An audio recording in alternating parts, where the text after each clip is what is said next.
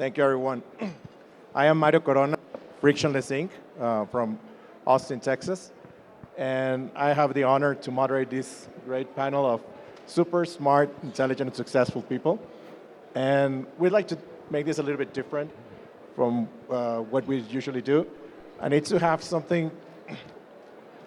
topics around the investment, the challenges and opportunities from investors from Europe and US when investing in Latin American companies. And the idea is to open topics for discussion, debate, and see the point of views, not only from the panelists here, but from everyone in the audience.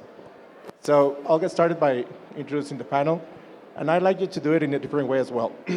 So Nikhil, if you can start about what company you represent, what you invest in, and an opportunity or risk you have taken in Latin America that has paid off, or one that you didn't, but you wish you had. Thank you, Mario. I'm Nikhil Choudhary. I'm the managing partner at Nirman Ventures. We are an early stage fund investing in deep tech and digital tech within legacy industries. So we invest globally. Our investments are spread across United States, Europe, India as well.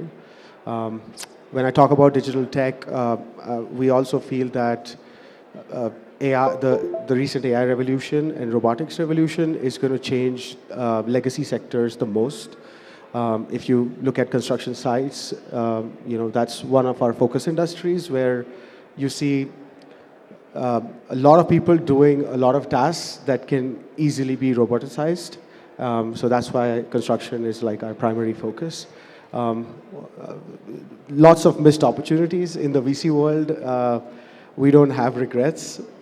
Some have made great money. Some have not. I was just talking to Victor from Clow, and I was telling him that I got presented as an angel investor to invest in Clow in the early days, and I declined, and they're doing pretty well now. But no regrets. Maybe if I did invest a check in a company, maybe that would have jinxed them. So I don't know. So thank you.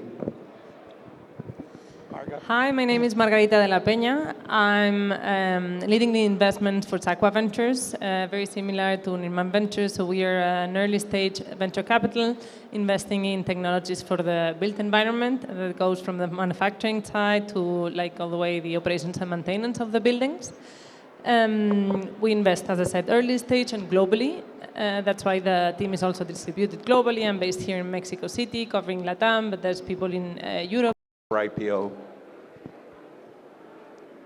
Definitely not prepping for IPO. I would say definitely there's traction in Latin America. So I would say post MVP traction. So I think Latin America is in its growth stage, definitely. I would say somewhere between seed. I want to think Series A closely. Hope so, at least. There's the ecosystem here is still nascent, right? So it's not as mature as... Now the ecosystem, what stage would it be at? Same, I would say. Unfortunately, there's more need for growth capital. There's some established venture capital here, and there's maybe more and more capital going from other regions to Latin America as well, as they see the opportunity. But that's very cyclical, maybe, and also it's not yet as robust in terms of academia being involved, accelerators, venture capital. So you need to have many players, also corporates. You have to have many players involved so that the ecosystem is strong and mature enough. And I don't think we have that yet. Hopefully in the coming years. I'm a little contrarian. I feel it's Series B because there is a founder market fit.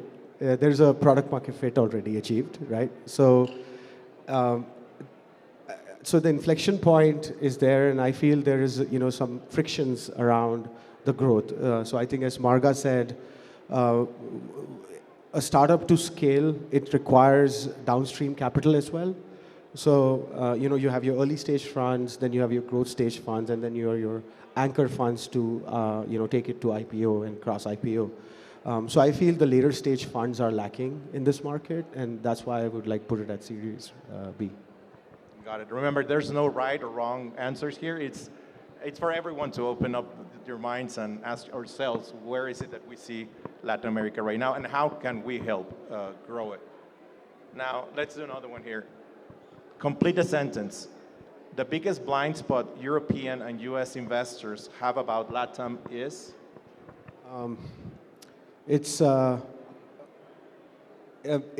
They think it's across the continent.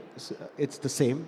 I can't do it in one word, but I think it's the blind spot is that they feel geographically and economically and business-wise it's all the same. Mexico is not equal to Colombia, is not equal to Brazil. So I feel that lens has to change. Yeah, I fully agree. I think they see Latin America as almost like a single country, and they don't realize Latin America is many things, and the dynamics within each country are many times completely different. Even in language, many times they see Brazil different to Spanish-speaking Latin America, so I do agree with that blind spot. But I would also highlight the resiliency of Latin American founders. I think they come from a different environment, and that has something special, or that triggers something unique in Latin American founders, that maybe because they had harder times, or maybe because they access of capital is more difficult, or I think the whole environment makes them more resilient, and that's a key quality for a founder. And when we were saying before, in any investment, the core is the founding team. I think that's a unique piece that Latin American founders have. Let me move to the next one. Let's talk about ROI. What are ROI benchmark or outcomes are you actually seeing in Latam versus the expectations VCs have coming from US or Europe?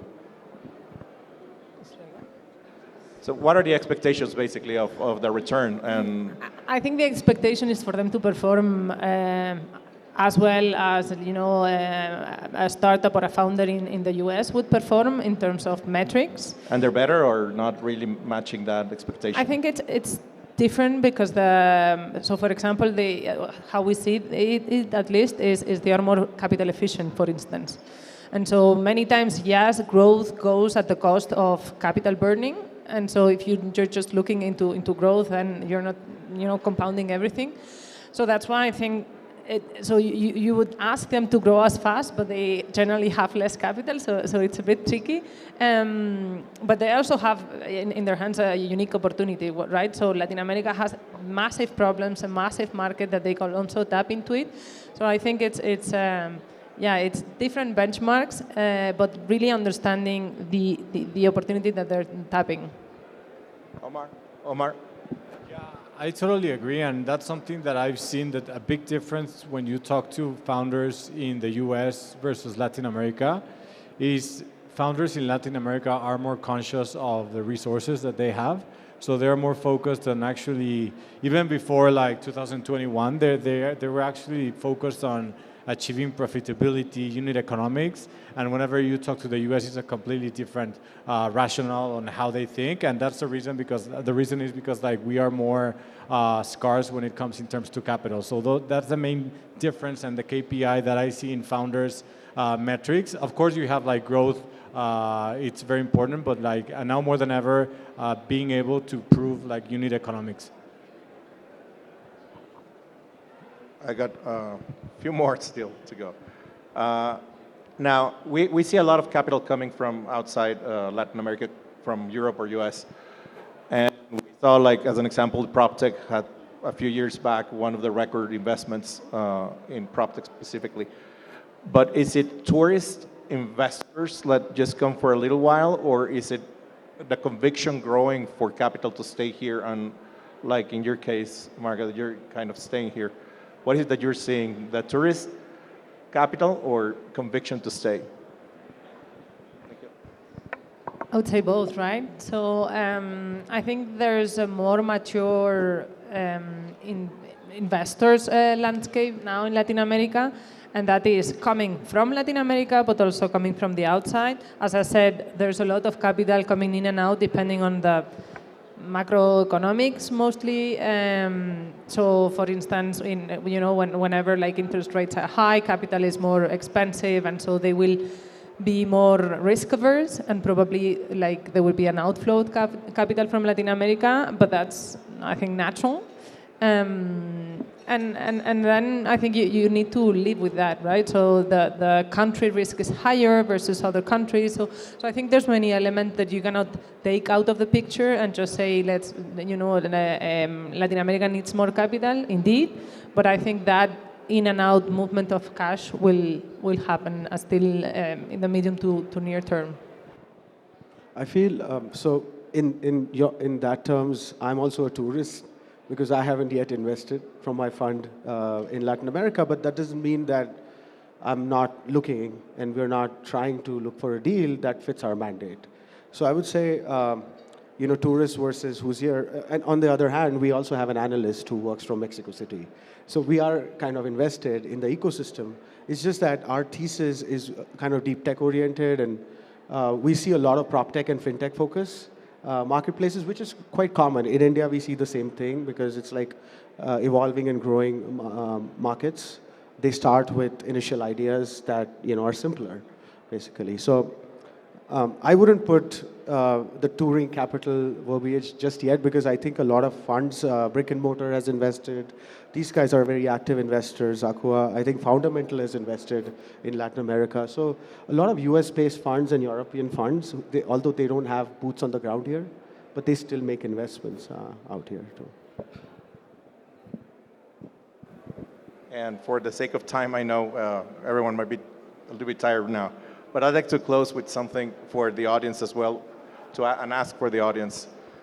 What's one thing the audience, investors, strategic partners, leaders can do in the next 90 days to unlock more value in Latam? If it's kind of like a call to action strategic, what would you say would be an invitation for? I mean, for me, it's like, I don't know if there are any founders here. It's just like, in 90 days, if you see a problem, you can create an MVP, test it, and talk to us. That's what we do. That's what we can help. And that's a very, very easy call to action to make. We can talk about it, brainstorming, but like for any founder wanting to venture into this space, right now it's very easy to test your thesis. Mentorship. That's an easy one. Maybe capital is not that easy, so in 90 days you might or might not be able to invest. But I also believe in the relevance of the network, the relevance of the ecosystem, and that might be supporting a startup that is going through any challenges, that is go to market, whatever. And if you can devote like a couple hours to a couple founders that are trying to grow their startup, I think that's already a lot. So, call to action I'll do two ways, two call to actions. One is for ecosystem companies, corporations, to back more founders directly or invest via funds like Zacua. Victor presented a great fund just before this. I think that's that's something that evolves the ecosystem, because the flow of is necessary. And for founders, I would suggest, look into, you guys have all the talent here. It's, really smart founders. Look into deep tech space. Look into AI. It's what we see now is really going to change in the next 3 to 5 years. So a little controversial. Try to move away a little bit from marketplaces, and think of more angles where there is a defensibility of the technology, and I think access to capital will come naturally. Well, thank you. I'll open if anyone has a question around challenges for US or European investors when coming to Latin America. I think now would be the time. No? Well, thank you very much. Thank you.